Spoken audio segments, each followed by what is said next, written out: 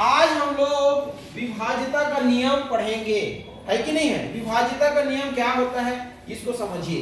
तो विभाज्यता के नियम के अंतर्गत हम लोग ये जानते हैं कि जैसे हमको कोई भी संख्या दी हुई है तो वह संख्या किससे विभाजित होगी। क्या बोला मैं, दी हुई संख्या किससे विभाजित होगी। कहने का मतलब दी हुई संख्या कौन कौन सी संख्या से विभाजित होगी ये देखेंगे हम लोग। किसके अंतर्गत, विभाज्यता के नियम के अंतर्गत। आई बात समझ में। तो सबसे पहले हम देखते हैं ये दो द्वारा विभाज्यता का नियम। ये क्या देखेंगे, दो द्वारा विभाज्यता का नियम। ये इसका मतलब क्या समझिए, या इसी को दो से विभाज्यता का नियम भी बोल सकते हो। मतलब कोई भी संख्या कब दो से विभाजित होगी ये हम लोग जानेंगे, है कि नहीं है। तो कोई भी संख्या दो से कब विभाजित होगी, तो यदि दी हुई संख्या मतलब हमारा प्रश्न, तो यदि दी हुई संख्या के इकाई में, यदि दी हुई संख्या के इकाई में क्या हो, 0 हो, 2 हो, 4 हो, 6 हो, या क्या हो 8 हो। 8 के बाद फिर क्या आ जाएगा 10 मतलब शून्य। तो यदि दी हुई संख्या के कहां, इकाई में, कहां पर, इकाई में क्या होना चाहिए 0, 2, 4, 6, 8 हो, तो वो संख्या किससे विभाजित होगी, 2 से।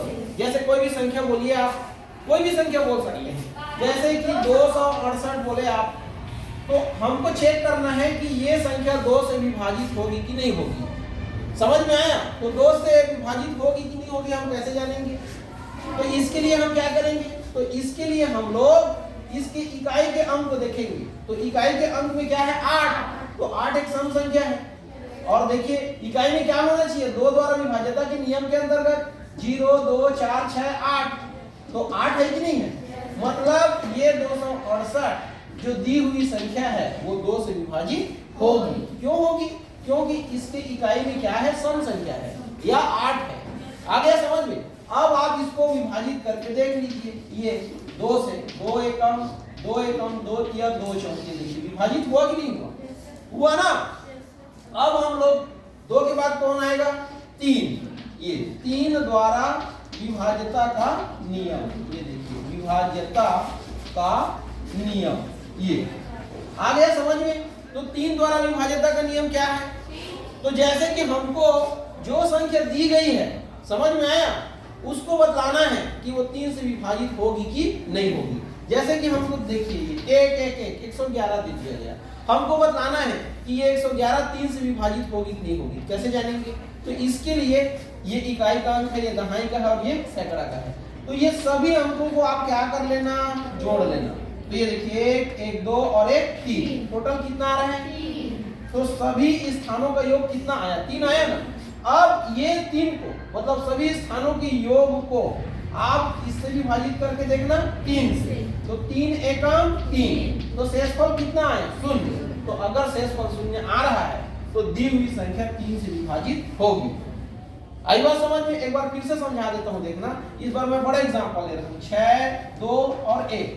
अब हमको पता लगाना है कि ये 621 3 से विभाजित होगी कि नहीं होगी। तो कैसे जानेंगे हम लोग, चेक कैसे करेंगे। तो इकाई दहाई सैकड़ा ये सभी स्थानों को क्या करेंगे, जोड़ेंगे। तो 1, 2 कितना हो गया 3, और 3 और 6 कितना हो गया 9। अब जो जोड़ने से संख्या आता है ना उसको 3 से विभाजित करके देखो, तो 3 तिया 9, तो शेषफल कितना है 0। मतलब ये कि जो योगफल में संख्या आया है वो 3 से विभाजित हो गया। समझ में आया ना। अगर ऐसा हो जाता है तो ये जो दी गई संख्या है वो भी 3 से विभाजित होगा। करके देखो, ये 3 एकम 3 दूनी 3 सुनम 3 सत्ते, हुआ कि नहीं हुआ। अब आगे बढ़ते हैं।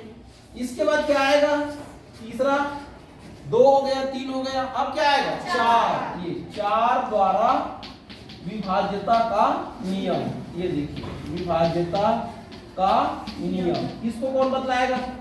तो इसका नियम बड़ा सरल है। इसमें क्या करना रहता है पता है, हमको इकाई और दहाई को देखना रहता है। समझ में आया। अगर दी हुई संख्या के इकाई और दहाई के अंक को ले, तो इकाई और दहाई के अंक को लेंगे कितना बनेगा 16 बनेगा। तो अगर दी हुई संख्या के इकाई और दहाई के अंक को ले, समझ रहे हो ना, और इसको क्या करें विभाजित करें। किससे विभाजित करें? 4 से विभाजित करें। समझ रहे हो ना? तो ये विभाजित होना चाहिए। ये देखिए 4 से विभाजित करके देखो, 4 एकम 4 चौक हो रहा है कि नहीं हो रहा है? मतलब ये कि अगर इकाई और दहाई के अंक को लेने से प्राप्त संख्या 4 से विभाजित होती है तो दी हुई संख्या भी 4 से विभाजित होगी। ये देखो 416 दिया था ना, तो ये भी 4 से विभाजित होगी। 4 एकम 4 सुनम और 4 चौक हुआ कि नहीं हुआ? और एक आग ले लो, जैसे 2 2 8, ये 4 से विभाजित होगी कि नहीं होगी? तो ये देखिए ये दोनों को देखना है 28 को, तो 28 4 से विभाजित होता है। 4 एकम 4 4 सत्ते 28, इसलिए 2 2 8 भी 4 से विभाजित होगी। 4 एकम 4 4 पंचे 20, कितना बचा? 2 और 4 सत्ते 28। हो रहा है कि नहीं हो रहा है? अब चौथा क्या देखेंगे? 5 द्वारा विभाज्यता का नियम। ये विभाज्यता का नियम, ये आ गया समझ में? तो ये क्या होगा? तो यदि किसी भी दी हुई संख्या के इकाई में, कहां? इकाई में, ये इकाई का अंक क्या होना चाहिए? या तो 0 हो या 5 हो, तो वो संख्या 5 से विभाजित होगी। जैसे कि देखो 150 इकाई में क्या है? 0। देख लो 5 से विभाजित होगी। 5 एकम 5 दिया 5 शून्य, हुआ कि नहीं हुआ? एक दूसरा ले लो 355, ये देखो इकाई में क्या है? 5, इसको 5 से विभाजित करके देख लो। 5 एकम 5 5 सत्ते 35, 5 एकम 5, विभाजित हुआ कि नहीं हुआ? तो ये है विभाज्यता का नियम। अब कहाँ आ जाते हैं हम लोग? कौन सा नंबर है? पांचवा। पांचवा क्या रहेगा? 6 से या 6 द्वारा विभाज्यता का नियम। ये विभाज्यता का नियम, ये देखिए ये आ गया समझ में? तो जो संख्या या जो दी हुई संख्या 2 से भी विभाजित होती है और 3 से भी विभाजित होती है, समझ में आया? तो वो संख्या 6 से भी विभाजित होगी। क्लियर हो गया? क्या बोला मैं? जो संख्या 2 से भी विभाजित होती है और 3 से भी विभाजित होती है, आई बात समझ में? तो वो संख्या 6 से भी विभाजित होगी। क्लियर है? जैसे कि एक एग्जांपल लेते हैं, जैसे 6 ले ली, 2 ले ली, समझ में आया? और 1 ले ली, तो इसको विभाजित करके देखो 2 से। 2 एकम 2 छक्के 2 दिया, 2 से हुआ। अब 3 से विभाजित करके देखो इसको, 3 एकम 3 चौक 3 दूनी, तो 126 2 से भी विभाजित होता है और 3 से भी विभाजित होता है, इसलिए ये 6 से भी विभाजित होगी। करके देखो 6 एकम 6 6 दूनी 12, 6 एकम 6, हुआ कि नहीं हुआ? कि नहीं हुआ? हो गया ना? अब हम लोग क्या देखेंगे? 7 से विभाज्यता का नियम या 7 द्वारा विभाज्यता का नियम। आई बात समझ में? तो चलिए ठीक है, इसको भी बनाते हैं, है ना?